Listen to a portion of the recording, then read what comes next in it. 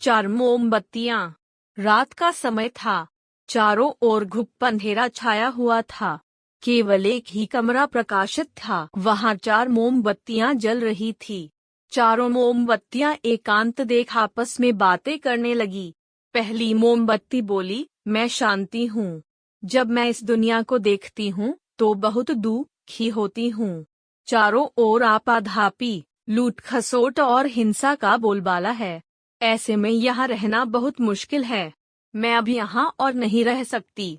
इतना कहकर मोमबत्ती बुझ गई। दूसरी मोमबत्ती भी अपने मन की बात कहने लगी, मैं विश्वास हूँ। मुझे लगता है कि झूठ, धोखा, फरेब, बेईमानी मेरा वजूद खत्म करते जा रहे हैं। ये जगह अब मेरे लायक नहीं रही। मैं भी जा रही हूँ। इतना कहकर दूसरी मोमबत्ती भी बुझ गई। तीसरी मोमबत्ती भी दुखी थी। वह बोली, मैं प्रेम हूँ। मैं हर किसी के लिए हर पल जल सकती हूँ। लेकिन अब किसी के पास मेरे लिए वक्त नहीं बचा। स्वार्थ और नफरत का भाव मेरा स्थान लेता जा रहा है। लोगों के मन में अपनों के प्रति भी प्रेम भावना नहीं बची। अब ये सहना मेरे बस की बात नहीं। मेरे लिए जाना ही ठीक होगा। कहकर तीसरी मोमबत्ती भी बुझ गई। तीसरी बत्ती बुझी ही थी कि कमरे में एक बालक ने प्रवेश किया। मोमबत्तियों को बुझा हुआ देख उसे बहुत दुख हुआ। उसकी आंखों से आंसू बहने लगे। दुखी मन से वो बोला, इस तरह बीच में ही मेरे जीवन में अंधेरा कर कैसे जा सकती हो तुम?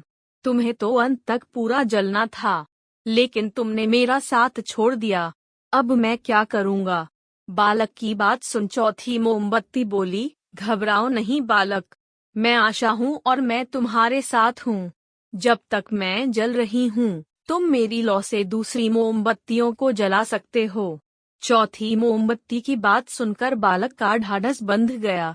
उसने आशा के साथ शांति, विश्वास और प्रेम को पुनः प्रकाशित कर लिया।